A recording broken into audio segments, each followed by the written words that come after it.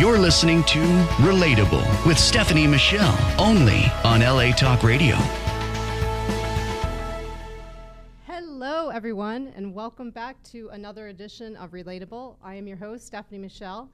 You might have noticed we started a little late, and I'm going to blame it on the plane that I was just on last night. It was delayed so long that I actually have only had 2 hours of sleep. So if you think I look fuzzy or, abnormal or sound abnormal, that's why. Everything I'm going to blame on Delta today. That's going to be the theme of the day. And hopefully we have Facebook Live going. I won't really know until afterwards, but I hope that you are able to see. Oh, I just got a heads up. Hey, friends and family on Facebook Live, hi, if you've never watched the show. But yeah, I'm so thrilled that you're tuning in. I will do my best to throw out some questions throughout the show that you can participate in conversation, have some fun in the live stream. And do tell me what you think if you're just tuning in. I want to know, the show's for you guys. So let me know what you think. And if this is your first show that you're tuning in, I'm super thrilled, both because of the guests that I have on and our topic. Warning, we are going to be cussing on this show. This show is about ladies who swear. So my friends and family, Aunt Stephanie is going to be swearing. Please take the kids out of the room. There's going to be cussing. That's your warning. That's the all audience warning. And for our Facebook Live friends, hey, that's our first question. What's your favorite cuss word? Go ahead and share that and talk amongst yourselves in the feed. And I can't wait to hear it, and I'm sure you're going to hear both of ours later in the show. So we're going to talk about swearing.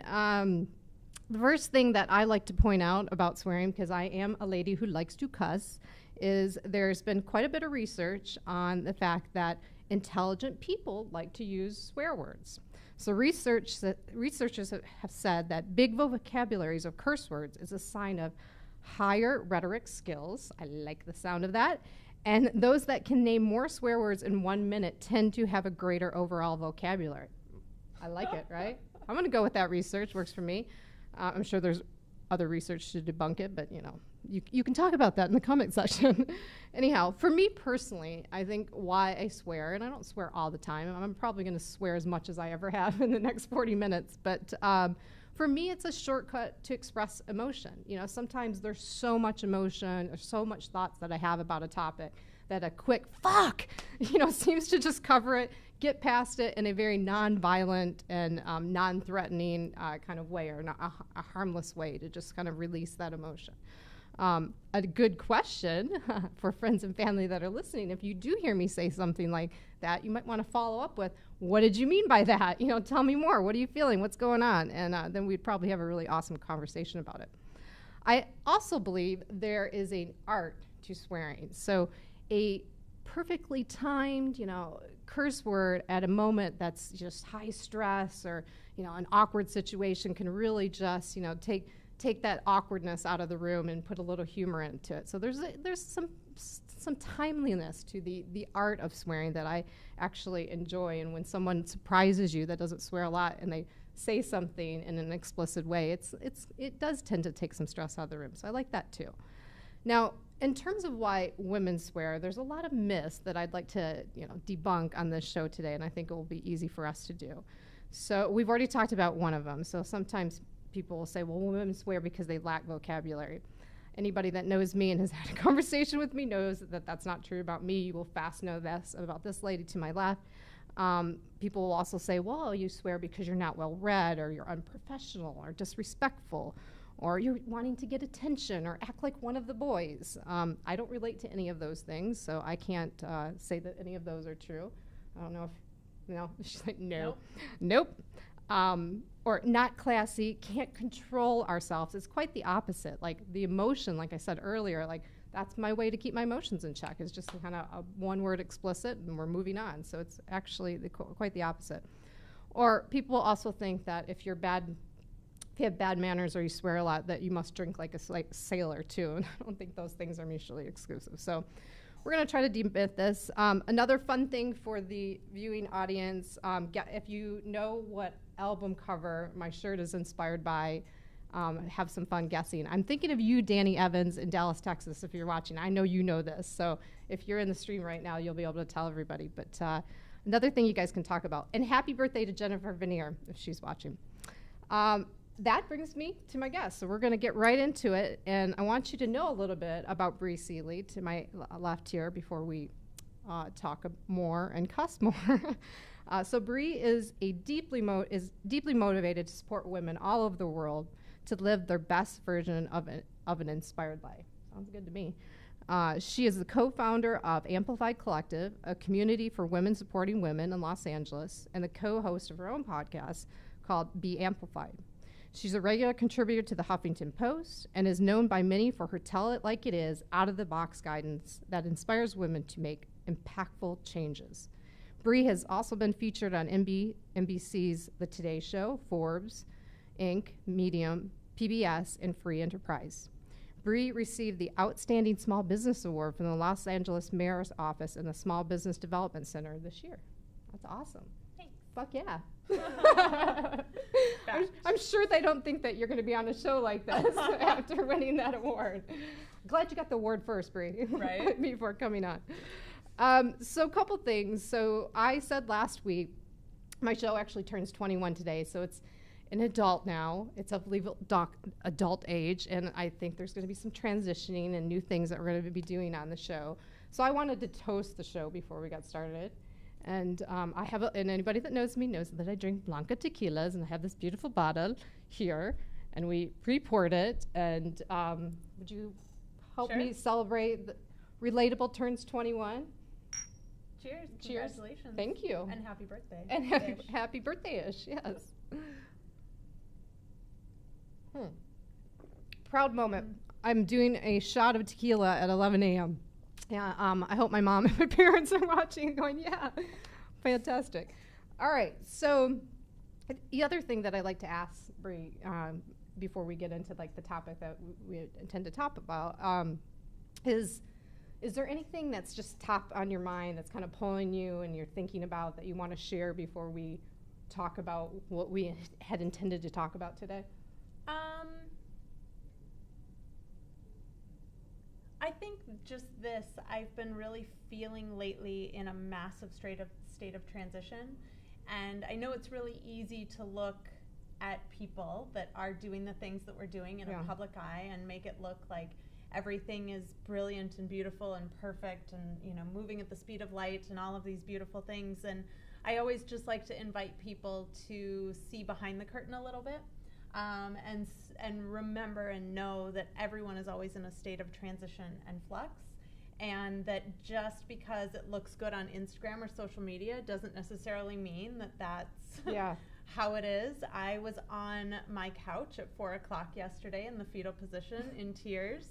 Cried most throughout the weekend. Last week I had an entire meditation where I cried through the whole thing, and just remembering that yes, we might make it look good, and yes, we might be experts in a certain field and all these things, and at the same time, we're also human, and we're going through life and transitions and all of the things just the same as everyone else is. I 100% relate to that. I talk about that a lot and find myself in conflict a little bit about what do I post, because I don't want to post the highlight reel. I wish that I was braver and post like my messy, ridiculous 80s bed hair pictures, you know, in the morning. I wish I was doing more of that, because it is exactly what you're saying. Like, there's a lot of comparisons that people are doing, and that doesn't feel good, and it's creating a lot of social anxiety because they're seeing all this perfectly curated, you know, business of our lives, and it's not that. You know, I talked about this last week. I try to kind of keep it real and, you know, and be clear that I'm a work in progress. A whip, you know, I like being a whip, you know. I'll share things as I go and you know, try not to, you know, get too caught up in that. I think it's really important, for anybody. I made sure last week when I was having, like at the end of my 20-minute meditation where I'd been crying for 20 minutes and my face was all red and blotchy and like wet and tears and all the things, I grabbed my phone out and took a photo. And I put it up on Instagram and was like, you know, here it is. Sometimes being a human is really messy. It is. I was telling her before the show, so I have ridiculously fine hair, and it's like the thing that I'm most sensitive to and insecure about. Always. I never think my hair looks great. So I, you know, rode in the back seat of my Uber. Both windows were down when I get in the car, and I have this moment where I'm thinking, well, maybe it will improve it. Like, I'm willing to take the risk, and at the end of the day, I don't really care. Like, it's just me. It's still me. Like, if it's a little bit more messy or not, like, it's still me. And like, if someone's really judging me because my hair is too big or frizzy, or, you know, they're not my people. They're not my people anyways. Yeah. So anyhow, I get it. All right, let's get to the fun stuff. Well, if you only could tell one story about yourself that would really illustrate who you are and what's important to you, does one come to mind? What would you share? I mean, I think so. When the thing about me is that I'm just very self-aware. Mm-hmm. Like, I've always been very self-aware. My mom tells the story of when I was like 2 or 3, you know, we're driving in her little Chevy, I forget what it was, but, you know, we're windows down, driving in Minnesota, and mom says something back to me in the back seat about like, oh, when you're a mommy. And at 2 or 3, I was like, I don't ever want to be a mom. And like, I've just always been very self-aware, and that's just kind of something. I've always also been very black or white. And so I'm very decisive. I'm very self-aware. I'm very like, even from such a young age. Mm-hmm. And I've never, well, I wouldn't say never, but for the most part, don't have problems also voicing that like, this is who I am. Yeah. This is where I'm at. This is what I want in my life, and not allowing kind of external things or people or situations to kind of like mold me into other things. I'm very just confident and clear about who I am. Yeah, I like the sound of that. Has that caused conflict ever? Like, no, you know, that's very to have that so clear at a young age. Yeah, I mean, it's definitely caused conflict. That situation in particular, like, I've been challenged on that a lot from the medical industry, friends, boyfriends, like, you know, just it's common. In general, because I'm like, my business partner likes to say that I'm just like a rock. Mm-hmm. Like, she'll, you know, come up against me and maybe ask for something that's different than what I think. And she's like, your energy is just like, she's like, you just don't move. So then, of course, there has to be a dialogue and all the things. And I mean, it is. I'm a pretty just solid force. Yeah. So of course, there's conflict. It's just whether or not, you know, someone's willing to engage with me in it. I would think, and there's things that I can relate to about this. I've heard that I tend to come off kind of intense, so I now kind of play in the other world a lot, where I'm like, oh, let's be a little bit more playful. And I actually like playing in this world. This is my transition area right now. But what I've experienced is people have to like get to know you. Like if they read that first initial reaction, it might trigger something in them. Like, ooh, that looked like judgment, hate, or, you know, very close mind. Like, they'll run through some words that they've experienced with someone else that have nothing to do with how you really were expressing yourself. And then there's some conflict. But if they stick it out with you, I'm sure that they, you know, understand that there's a heart in there, and like, you know, there's some softness in there, and like. And that's been a journey for me too, is that the experiences that I had growing up at a very young age, I built a lot of like really deeply, heavily fortified walls, like all around me. The Bri Castle, right? Like, I'm just surrounded by all these walls. And over the last 10 years, you know, I've been slowly dismantling them a little bit. But I still fully recognize, I even said to a girlfriend this weekend, I was like, you're one of the 2 people where I feel like I can just fully be me. Like, no walls, nothing. And so, you know, it's a process of getting to know someone, getting behind those walls. And as much as I've opened up to not being so much that way, it's still definitely present. Yeah. So. I mean, as long as you know, and you can express that to somebody, I think that's what, you know, where real engagement or interaction with people or relationships will come out of that. Like, hey, you're going to probably see this as something else, but this is what it really is. And like, hang in here with me. Yeah. And I mean, nowadays too, for me, it's also a little bit of a protective mechanism in that everyone wants instant gratification. Mm-hmm. So, you know, you meet me once and you want to like be best friends and like have me be open and all of these things with you, and it just like I'm not that kind of person. I'm not either. And so it's, you know, I want to be with people in my life that are in it for the long haul, like the people that are willing to show up again and again and again for a friendship that is more than just that, you know, kind of. I get you. Yeah. All right. the words. So that's a little bit, I hope you're getting a sense for what Bri is about. She gave a little bit about her childhood. There's even, if you really listen, she's given some indication of what her values and beliefs are. So I think we can go into fun land now that we have a little bit of foundation. So out of these words, how do you identify, or which one do you identify with the most? So girl, woman, lady, human.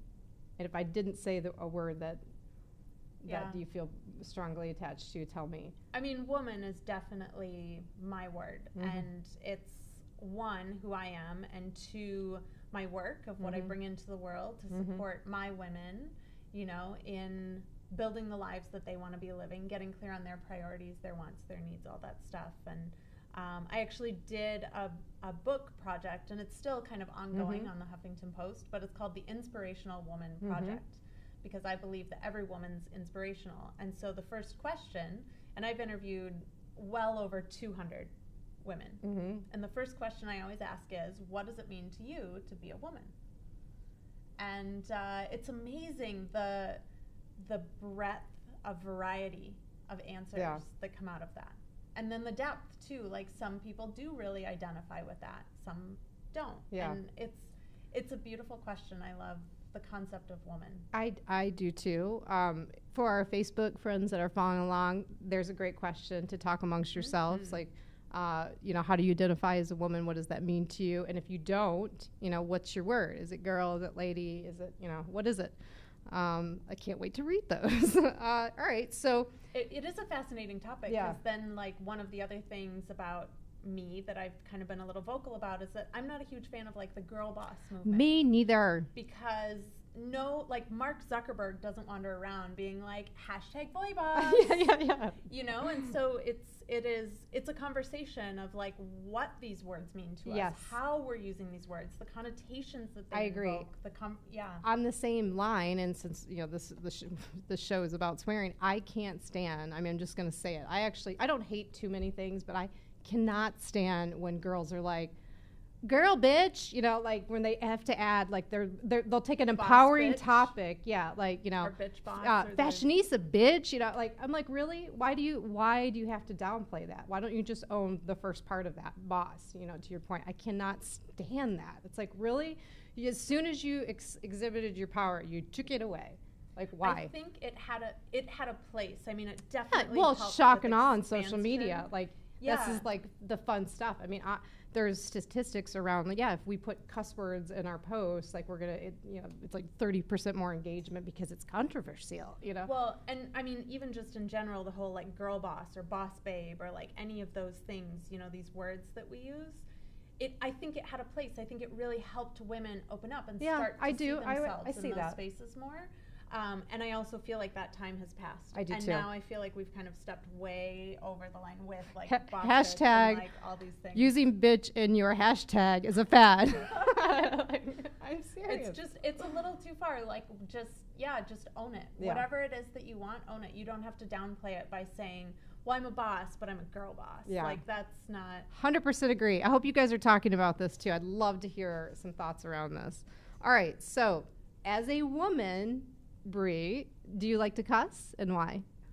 I do. For me, I use certain cuss words to convey passion, to convey like emotion, to kind of be an emphasis. And I feel like a lot of the cuss words, like there's no substitute for them. There's really nothing else to convey the level. And I'm a very passionate person. Like I said, I'm very black or white. Yeah. I am all or nothing. And so for me, the middle of the road words just don't evoke the same feeling that I feel like I need to portray. In fact, my newsletter that just went out this morning was about how to give less fucks. And I already got a text message from one of my sorority sisters this morning being like, I need to give less fucks. Thank you for your message.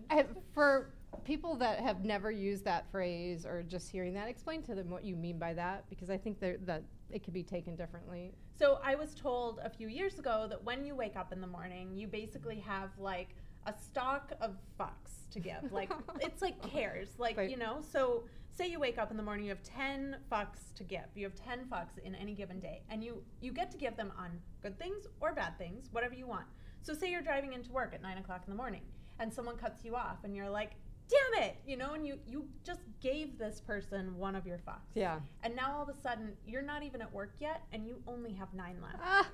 Say you get on the phone with someone that pisses you off and you're like, ugh, you just gave that person another fuck.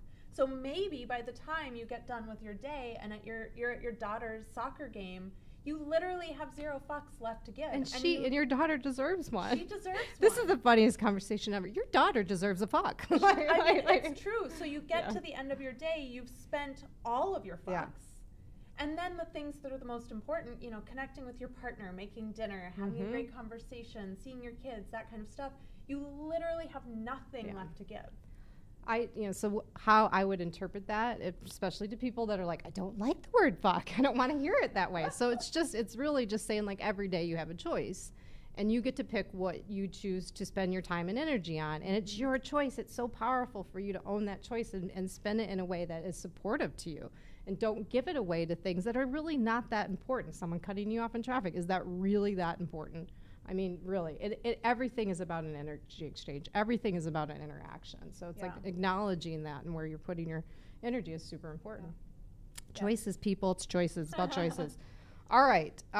So in terms of swearing, is there a time? So we both like to cuss. I don't know if we've said this already. We haven't swore enough to really exhibit that, but we do like to swear. I always feel like I'm a little bit on my best behavior when I'm on things like this. And it's hard, too, because sometimes I'm on interviews. I was on one, and it was on, like, a nationally syndicated radio station, and they're like, you literally can't swear. And then I'm like, oh, God, I have to think about every single thing I say before I say it. Yeah. And I mean, maybe we'll get there. And but, this is why I like doing this live. You know, we don't edit the show. I hope that if you're new and just watching on Facebook, we don't edit it. And I specifically wanted it to not be edited, just for it to be real. Like, conversation is real. Like, we might say an awkward thing or, like, say a word. I mix up words all the time. I say words that they're not the right meaning. Tyson and I just make up words. Yeah, on our podcast. I do that too. I just make up words. I do that too. I've been caught making up words all the time. It's good. It's good. I think that's a sign of intelligence as well. Do you swear and do you make up words? Do you have your own language? Anyhow, so, but I like the idea of just going, it's beautiful. Like, I like beautiful scars. I like beautiful relating, and relating is not perfect, and, you know, just own what it is. So it's like, if you mess up and say a word that's not the word that you intended, or if you feel an explicit emotion, you should show that. Like, you should share that. So it's okay. We can do whatever we want here. That's the theme of LA Talk Radio, really. That's why we're here. So on that point, is there a time and a place where you think it's totally inappropriate? I mean, other than someone telling you that, hey, their guidelines are you can't, is there somewhere else that you think it's inappropriate? I mean, I do my best, and to be fair, I'm not around a lot of kids in general, but if I'm out in public and there's, like, a kid in the line in front of me, you know, I'll do my best to be as aware as I can be and not swear in those moments, because that's not my that's not my kid. It's not my place. Yeah. It's not...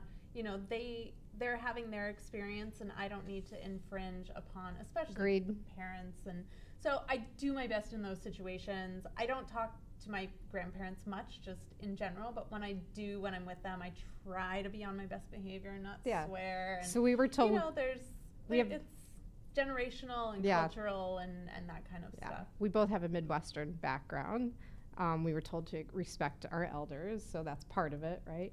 I was in Michigan for Thanksgiving. Gosh, I hope I'm sure my cousin's listening. She's going to laugh. She knows exactly what I'm going to say. My grandmother said something, used a word that I will not use on this show, that was really offensive. And I wish, like, this is that all generations, it's not just a generation up, like, you know, respect your elders and don't say things that you think that might offend them. But I wish we were doing it, or we had more knowing down to, like, to generations, like, hey, that's not appropriate anymore, and have a dialogue of, like, why we don't use that word, like, that does not work well for me. But I think there's something there where maybe it just, you know, we need to take some time and actually have these conversations, like, you know, is this okay to say around you? Like, or when you say something, catch yourself and go, was that okay? Are you okay with that? Like, just to kind of check in with people, because there's a lot of things going around in terms of language, with like how we shortcut everything. So checking in on that, I think, is really important. Yeah. All right, so we thought to exhibit, to sort of illustrate, do we use cuss words to express emotion? What did you say? I said emotion. You said passion. Okay. If I'm passionate about something good or bad, I swear. Okay, great. So I pulled some just topics that you've bound to have talked about in the last month, even in the last week, and then I pulled live headlines. It's a crazy time to pull headlines off any news service, but I pulled some headlines. And so I'm going to read topics first and then headlines. And I just want your one word explicit, your first reaction, and go for it. Use the cuss word that you want to use. You guys can play along too when you hear these topics, and share your explicit words on Facebook. I'm sure Facebook's going to love this. We'll have a whole stream of just cuss words. I love it. All right. So on topics, first word that I have on here is sexism. I don't know if I'd swear around this one. I don't know if I really have a swear word. It makes me sad more than anything, I think. So fucking sad. Just that, yeah. Yeah, it is sad. Yeah. There are double standards. Does that elicit any? I think the thing that makes me the most sad is that people view other people as being less than them based on some ridiculous set of criteria that's just meaningless. I agree. I think the judgment that comes along with someone's past experience with the opposite sex, and they think that everybody is that, and they don't take the time to go, well, maybe you're a little bit different, or maybe your reaction means something else. I can't stand that shit. I hate that stuff. It's slow down and get to know people, and not imply that everything that you've experienced in the past, this person is exactly aligned in their behavior and their thoughts and their feelings. Yeah, it's moving from the head to the heart, really. Absolutely. Because the head, your brain just wants to compartmentalize everything and make everything super easy. And oh, you're a woman, and so you fit into this box, right? That's just how our brain works. Yep. But then, of course, if we check in with our hearts, of course I don't want to judge you based on another blonde woman I met 5 years ago. Well, thank you. That's just not, that was totally arbitrary, by the way. Right. I'm sure I met a blonde woman 5 years ago, but I have no recollection of it. But that's the, obviously the more heartfelt. And as a culture and a society, I believe that we have been kickstarted to start operating more from our heart, which is beautiful. We're not there yet, obviously, if there is a there. Yeah. Well, there's definitely some energy out there that people are wanting to. Let me back up. I think as a culture and a society, we're always hardwired for connection, and we have all of these things that are in the way of making that happen. And one of them being, you just have to slow down. You can't have this fast interaction and fast texting and dating and social media. You really need to slow down and connect with people. So once you do that, you remember, oh yeah, I want to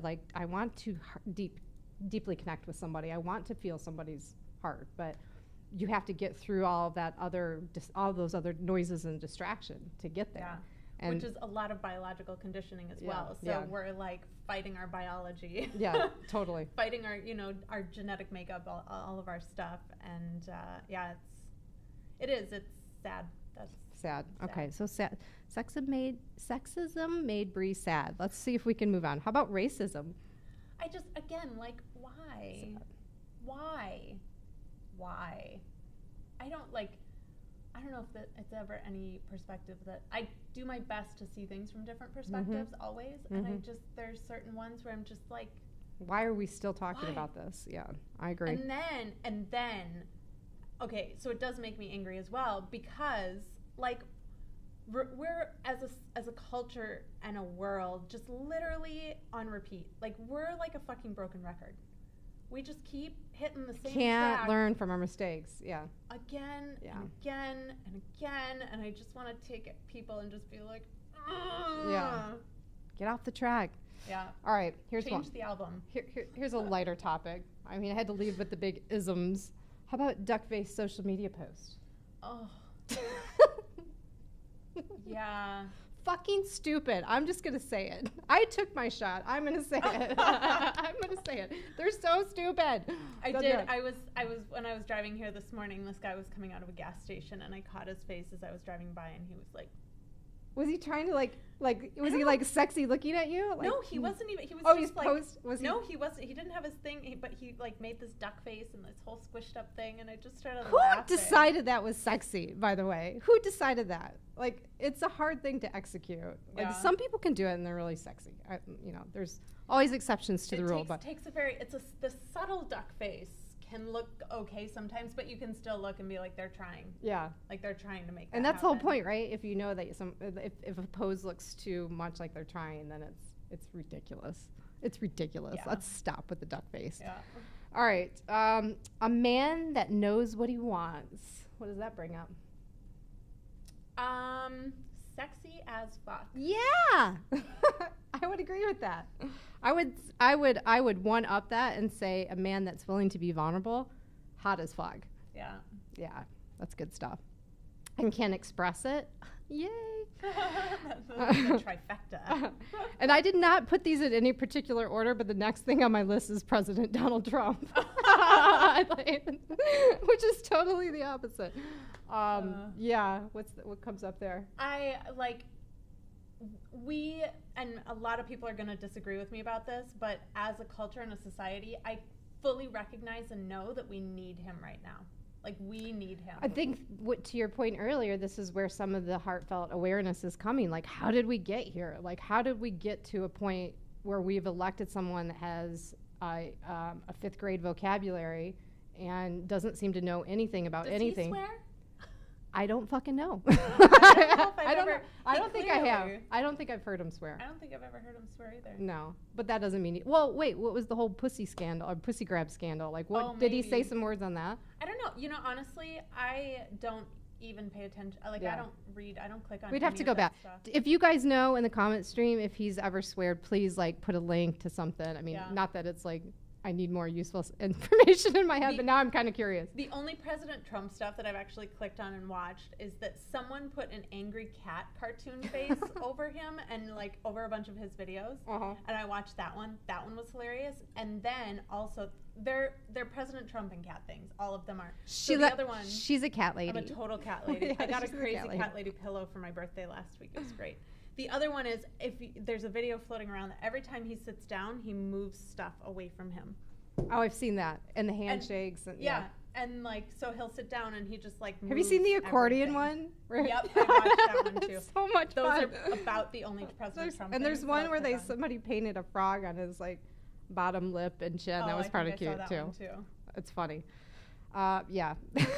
That's the extent. That's as deep as I can go. With I the understand. whole Trump thing. I understand. Okay. Equal pay. About fucking time. And we're not even there yet. Yeah. Not even there yet. Binge watching. Oh, so much confliction. So much. Part of me wants to, I've gotten rid of Netflix. I've gotten rid of Hulu.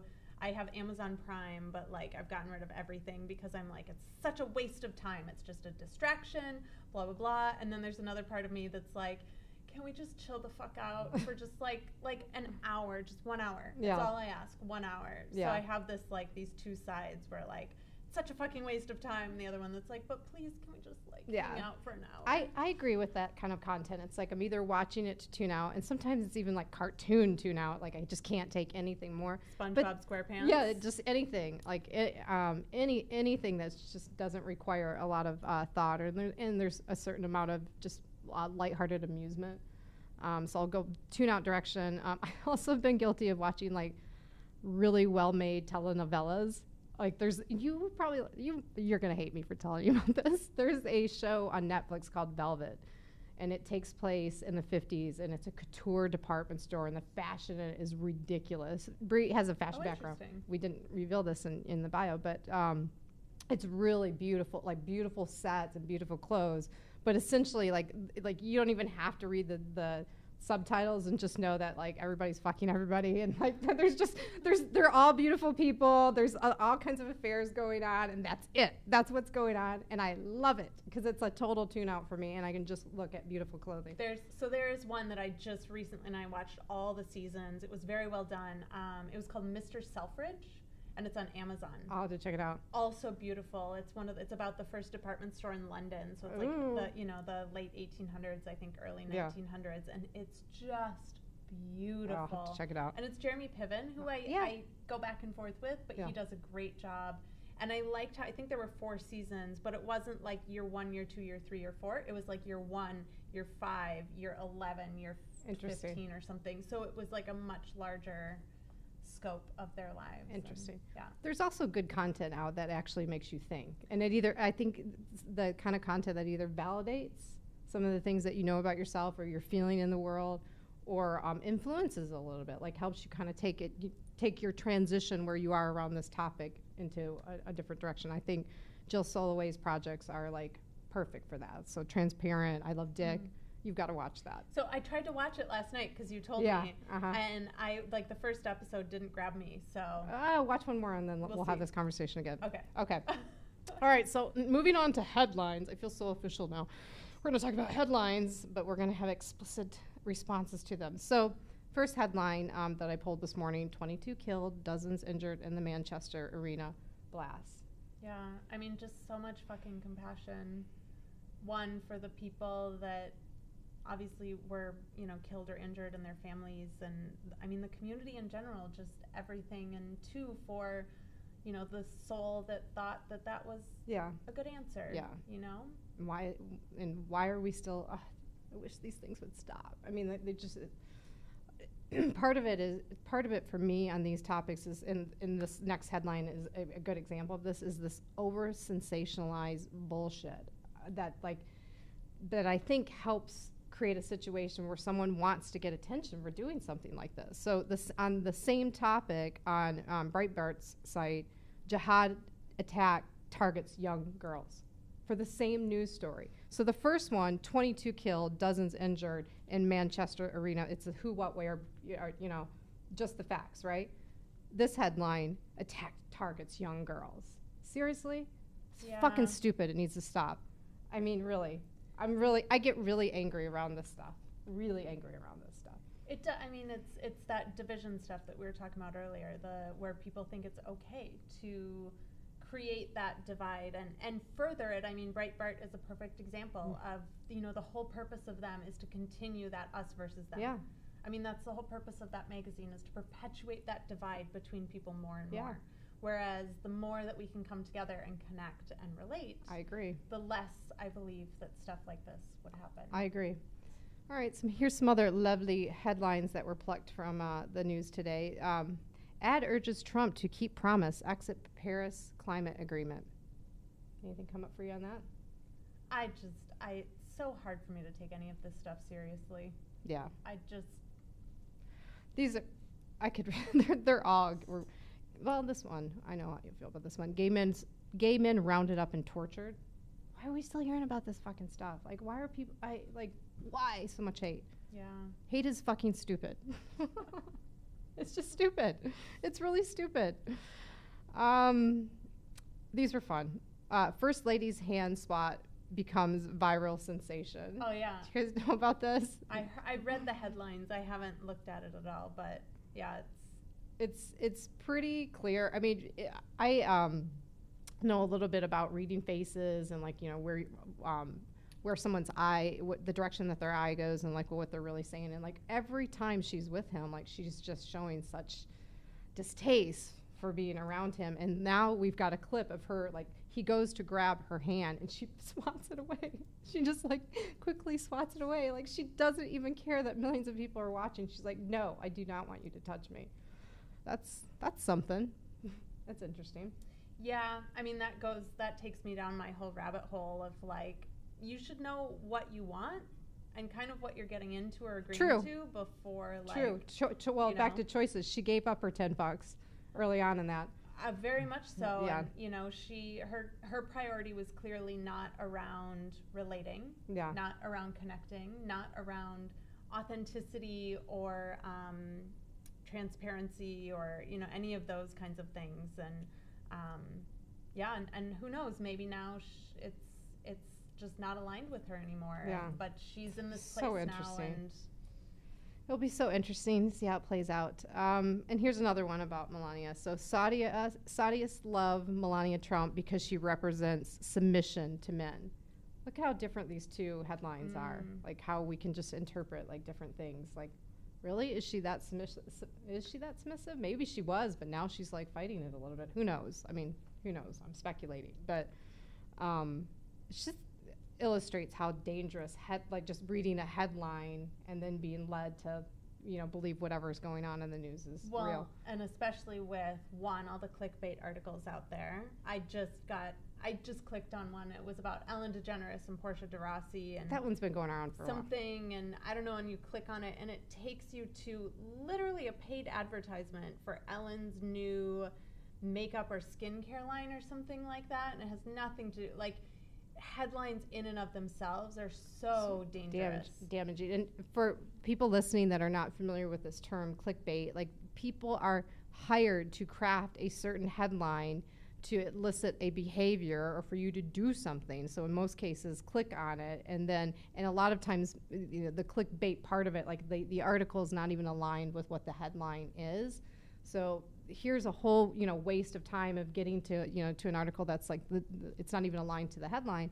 But then the other thing is, like, we're reading these short headlines. They're in our subconscious, whether you click on it or not, and they're influencing you. And so you go to have a conversation like, well, I heard this, and then someone's challenging you, going, well, what are the facts around that? And you're like, I don't know. Like, I just read the headline. Yeah, it's damaging. I'm very purposeful about what I see and what I don't see. So, like, if I'm reading an actual article and I get down to the bottom, you know, there's all those boxes at the bottom with the photo. I and hate the those headline. things. And there's like 20 of them at the bottom or whatever. I make sure that I stop. Yeah. Like, if I see the tops of the photos coming up, I make sure I stop and I don't peruse down any further. It's kind of like, there's a good analogy here. It's like, that's your sign that you've drank too much, or, you know, like you're starting to consume something that's not going to be good for you. Like, yeah. It's like that. And I've even turned off my Facebook timeline, so I don't see headlines anymore. I'll be on my phone periodically and scroll through my Facebook timeline, but for the most part, I just have removed that stuff from my world. I've cleaned up the ones that seem to abuse it the most. And disappointingly, like, I loved Elephant Journal when they first came out, and now they're the worst abuser of clickbait. I can't, you know, they're off my timeline. Things like that where, like, I'm not going to spend my time, you know, looking at these things. Not good. All right. So we could read a ton more topics. Or is there something that, is there one that you want to share that you're like, oh, I just heard this recently, and this is one that really enlists a feeling of, I need to cuss about this? Not really. I think all the articles I was reading this weekend, so I went to see Guardians of the Galaxy this weekend, which was phenomenal, by the way. Yet another time that I've cried in the last week. And was reading all sorts of articles about that. And like, yeah, I honestly don't read a lot online. It's probably good. Yeah. It's probably a good thing. All right. So there's two things. So we're going to move on. We may still cuss, but we're going to move on to a different section in the show. As long as I have the freedom to express myself through swear words, you know, I'm good. We can keep going. You can keep going. All right, fantastic. All right, so there's two things that I like to illustrate on Relatable. One, at any given time, the circumstances and how we're relating can change. So you could get a phone call and, like, you're not really available to connect with me anymore. And then the other one is there's always more information available. So even though, Bri, you shared something about your childhood and a little bit about your makeup, and we've talked about certain topics, and we know how you feel, like, we don't know you. You don't even know me at this point if you don't really know me and we're not talking every day. So how I like to illustrate that is to pull an off-topic question just to see what more we can learn about each other. And we'll do it to each other because we've got enough time. And the box does all kinds of crazy things. Sometimes it plays along with the theme, and sometimes it doesn't. So let's see what happens. It's pretty magical. They've been dumped out. Someone dumped these out because they're all going in different directions. That's good, though. They got to get shuffled up. Yeah. All right.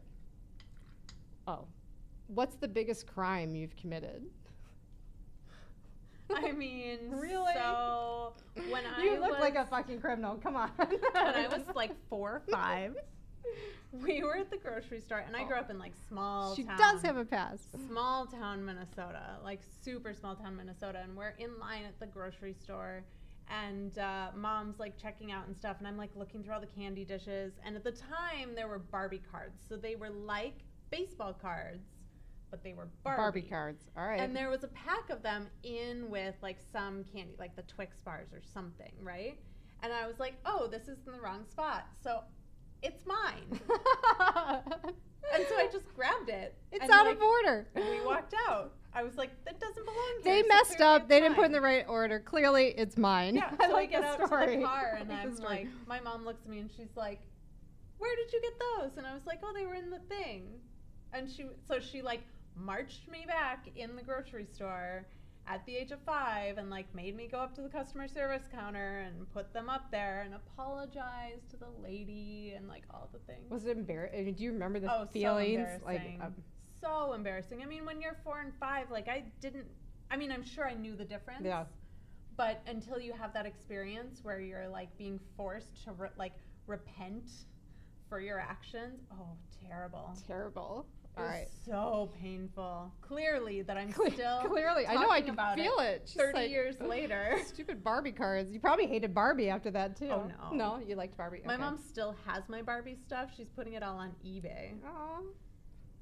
Aw. Would you rather have everyone love you but hate yourself, or the reverse? Would I rather have everybody love me? But hate yourself, or have everyone hate you but love yourself? Ooh, That's a good one. good God. I'm going to be like thinking about that for a while. I think it's really challenging if you hate yourself. I mean, I think you can't move. There's really nothing that you can do if you really hate yourself. Like you can't have movement. You can't be in transition. You can't learn. It just clouds everything. So I would say that I wouldn't want that. Having people hate you, I don't know. Doesn't feel good either. But I wouldn't want to hate myself. No. Yeah, I'm the same way. And I spend a lot of time alone. And so I'm like, for me to have as much solitude as I have and hate myself, like that would be the worst. And, you think about it, like I'm just like Chris Cornell's face just popped in my head. Like you think about these celebrities that have committed suicide, and I don't know his story, but you just get this sense of like, here's somebody that millions of people love for his music, love for him, for what he was doing, but like that's not enough, like there's something like that didn't get fulfilled internally, and that causes conflict and anxiety, and this is the definition of social anxiety, by the way, too, because it's like everybody's telling you're so great and we love you, why don't you love you? Why is that not happening? So I would not want that. I wouldn't want that for anybody that I care about. Or so true. That's tough. All right. We thank you for that. We're going to move into the last segment. We're moving right along. It goes fast, huh? Yeah. Yeah. All right. So the last thing that we do here, again, just to show different types of relating, is what I call a heart swell moment. And the intention here is to think of somebody that that's really made a difference in your life, that you want to maybe make a new dedication to, or commitment, or just acknowledge them in a way that is meaningful. And the reason that I encourage people to do this, and you guys, this might be a challenge if you're listening or in the comment section of Facebook right now, to like think about somebody that you might call and do the same thing that Bri's about to do. But the reason that I encourage people to do this is to show that deep feelings, deep desires, deep connections, not that scary. As soon as you say it, it actually feels very relieving, but it also to just show that we can do this, and hopefully together, if we express more in this way, that we just raise the level of empathy in the world. Like when we learn deep desires and what is meaningful to each other, like I think we take a step towards empathy. So are you willing to do that? Yep. Does someone come to mind? So yeah, actually, I had a dinner party at my house on Friday night, and I had 10 of my closest girlfriends over, and it was really nice. But of course, so I was making dinner for 11 people, and I was in the kitchen, and they were all mingling. I didn't really get to talk to anyone, and then we sat down at the table, and all of a sudden dinner was over, and people were leaving, and all this stuff, and I was like, I didn't even get to say like what I Oh, wanted to perfect. say to my Give your opportunity. ladies. So I'm gonna use this opportunity to let my Awesome. my 10 besties know, and there's more out there that couldn't make it as well. But yeah, All right. so I just Go for it. Yeah. All right. Look at the camera. So to my ladies, my inner circle ladies, I would not be nearly the woman I am in the world today, or where I am, or any of the things without each of you. And I just wanted to express how incredibly fucking grateful I am that you guys have, one, allowed me to lean on you in the times when I've needed it, and two, felt safe enough to call on me in the times when you needed it. So this is what being a good friend is, and I love you guys so fucking much, and I'm so happy to have spent my entrance into 34 with all of you, and so thank you so much. I love it.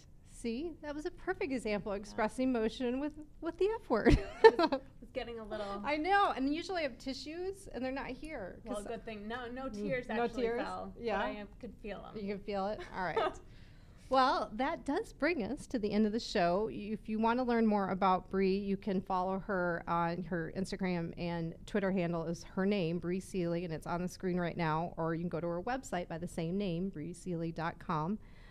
Next week, speaking of transitions, I'm going to have a gentleman named Robert Graves who had a 10-year Marine Corps career and has left it to really support his brothers and sisters who are transitioning out of military. So he's doing hypnosis, he's a coach, he's talk about big-hearted guy. I cannot wait to talk to him. I've talked to him on the phone. We haven't met yet, and this is going to be a really awesome segment around transition and how difficult that really is.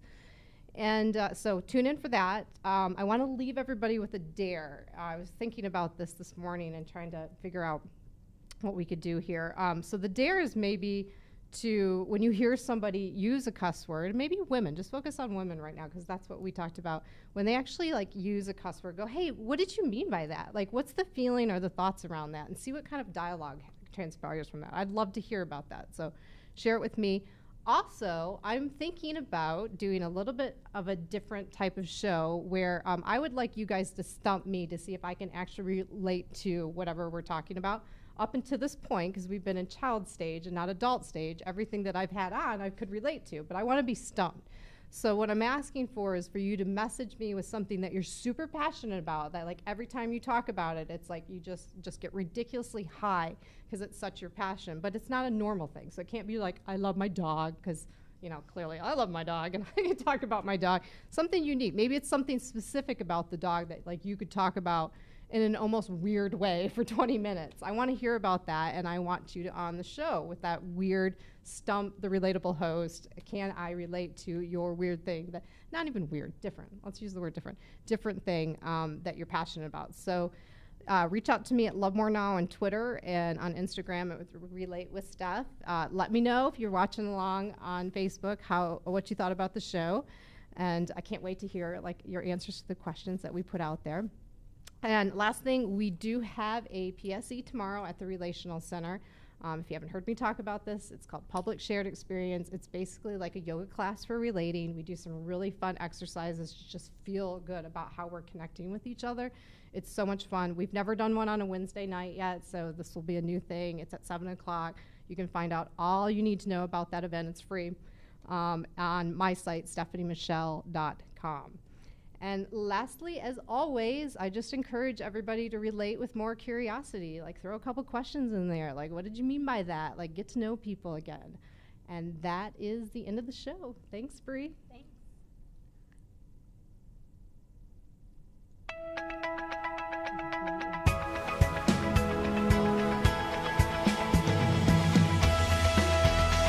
You're listening to Relatable with Stephanie Michele, only on LA Talk Radio.